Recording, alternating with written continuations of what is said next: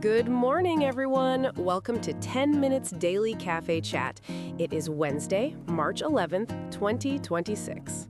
Happy Wednesday! We made it to the middle of the week. That deserves a celebration. Lisa, what are you celebrating with? I found a new caramel latte recipe last night, and oh my gosh, it turned out so good. I might never buy coffee again. Famous last words. You said the same thing about matcha last month. Okay, fair, but this one is different, I promise. Let me tell you about today's lineup. First, a Game of Thrones movie is officially happening. Wait, a movie? Not another TV show? This is huge! Then, Sony just announced they are canceling future single-player PC game releases. No way! PC gamers are going to be so upset. And finally, tips on how to choose your very first credit card. Ooh, that is super useful. Picking your first card is kinda scary. New here? Welcome. We turn real-world news into a relaxed cafe chat, perfect for shadowing. Subscribe and join us. We are so glad you are here. Today's keyword quiz. What does prequel mean? Is it like a sequel but backwards? Close. A prequel is a story set before the events of the original. Listen for it in our first topic. Got it. I am all ears. Let's dive in. A Game of Thrones movie is officially in the works, and fans are losing their minds. I cannot believe this. After all these years, they are finally bringing Westeros to the big screen? Yes. Warner Bros. Has been secretly developing the project. A screenwriter named Beau Willimon already submitted an early draft. Beau Willimon. That name sounds familiar. Where do I know him from? He created House of Cards and also wrote for the Star Wars series Andor, so he has serious credentials. House of Cards and Andor. Okay, that makes me feel much better about this project.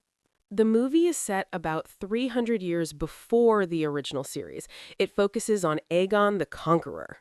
Aegon the Conqueror? He conquered most of Westeros and became the first Targaryen king, right? Exactly. His conquest is one of the biggest events in the entire lore. That is an incredible story to tell on a movie budget. Sign me up immediately. The early draft was received positively by Warner Brothers executives, which is a very promising sign. That is great to hear. But after how Season 8 ended, are fans going to trust this? That is the million-dollar question. Many fans were furious about the final season. Furious is an understatement. People are still upset about it years later. True, but this is a completely different story, different time period, and different creative team. It gets a fresh start. Good point. A prequel about Aegon does not carry the baggage of Season 8. I am cautiously optimistic. Plus, this is the franchise's first movie ever. Game of Thrones has always been a television experience, so moving to the big screen is a really historic moment. Imagine seeing Dragonfire on a massive movie screen. A film budget could take the visuals to a completely new level. No director or cast has been announced yet, so it is still very early, but the fact that it's officially moving forward is exciting. I'm keeping my fingers crossed. Just give me epic dragon battles and I will be happy. Our second story, Sony has announced a major strategy shift. They are canceling future single-player PC game releases. What? Sony was just getting started with PC. What happened? According to Bloomberg, Sony is pulling back PlayStation-exclusive single-player games from PC. Ghost of Yotei and Sarah Maris will not be coming to PC anymore. Ghost of Yotei was one of my most anticipated games. So PC gamers just lose out? For single-player exclusives, yes. But multiplayer and third-party titles will still come to PC. Marathon launched on both PS5 and PC. So it is not a total shutdown, but losing single-player exclusives is still a big deal. The reasoning is about protecting PS5 console sales. Sony worries that PC releases could hurt hardware sales. That makes sense. If you can play everything on PC, why buy a PS5? Plus, Microsoft's next Xbox might play PC games directly. That means PlayStation exclusives could end up on competing hardware. That is a nightmare scenario for Sony. Their exclusives on Xbox through PC? They would never allow that. It has been a rocky 6 years since Sony started PC releases in 2020 with Horizon Zero Dawn and Helldivers 2. And some of those PC releases required a PlayStation account to play, which a lot of players hated. Right, that confusion, plus disappointing PC sales, basically pushed Sony back toward exclusivity. So they tested the waters and found them lukewarm. The final nail in the coffin. One interesting exception, though. Games made by studios Sony does not fully own, like Death Stranding 2, will still come to PC. Oh, so it depends on who makes the game? That's a really fine line. Meanwhile, the 3 console makers have totally different strategies. Nintendo releases nothing on PC, Microsoft releases everything, and Sony is now leaning back toward exclusivity. 3 different approaches. Fascinating to watch, but frustrating for PC-only players. Bloomberg did note that Sony's strategy could change again in the future, so this might not be permanent. In gaming, nothing is ever permanent. But for now, PC gamers will just have to wait and see. For our final topic, something practical, choosing your very first credit card. This is so relevant. I remember being so confused by all the options when I got my first card. WalletHub put together a list of the best first credit cards, and here is an important point. Your first card matters more than you think, because you'll probably keep it for a long time. That makes sense. So what should someone look for? No annual fee and high approval rates. For students, the top pick is Capital One Saver Student. No annual fee, 8% back on Capital One entertainment purchases, and 3% on groceries and streaming. 8% on entertainment and 3% on groceries? That is pretty generous for a first card. And the overall best pick is Pedal 2 Visa. It accepts people with limited or no credit history, which is huge for first-timers. That solves the classic problem, right? You need credit to get credit, but how do you get started?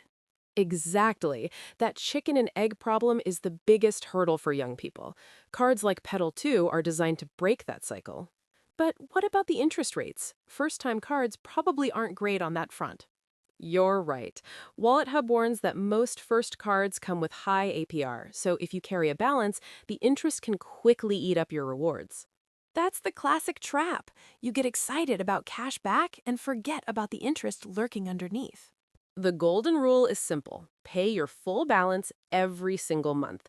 Build credit without ever paying interest. Treat it like a debit card with extra benefits. Spend only what you can actually pay off. And here's the bigger picture. In the US, your credit score affects everything from renting an apartment to getting a car loan. Building credit early matters so much. It's like a financial reputation, right? The earlier you start building it responsibly, the better your options become later. Think of your first card as a stepping stone, not the final destination. I love that. A stepping stone to better financial health. Everyone should start somewhere. What a lineup today. Fantasy, gaming, and personal finance. All 3 were so different, but equally interesting. Quick recap. A Game of Thrones movie is in development, focusing on Aegon the Conqueror. Written by the creator of House of Cards, that gives me real confidence. Sony is canceling single-player PC releases to protect console sales. Bold move. Sony is betting on exclusivity. And WalletHub picked the best first credit cards led by Capital One Saver Student and Pedal 2 Visa. Key takeaway: pay your balance in full every month. Today's keyword was prequel, a story set before the original. Like this Game of Thrones movie, set 300 years before the TV show. You can also use it for Star Wars. The movies about young Anakin are prequels to the original trilogy. Or My Homemade Latte, the prequel to my inevitable return to the coffee shop. Question for our listeners. If you could visit Westeros, which location would you see first? King's Landing, but only after they rebuild it. The last renovation was a little too aggressive. Tell us in the comments. Hit like, subscribe, and turn on notifications. Every day, rain or shine, we are here for you. Have a wonderful Wednesday, everyone. Stay smart with your money and keep dreaming about dragons. Bye. See you tomorrow.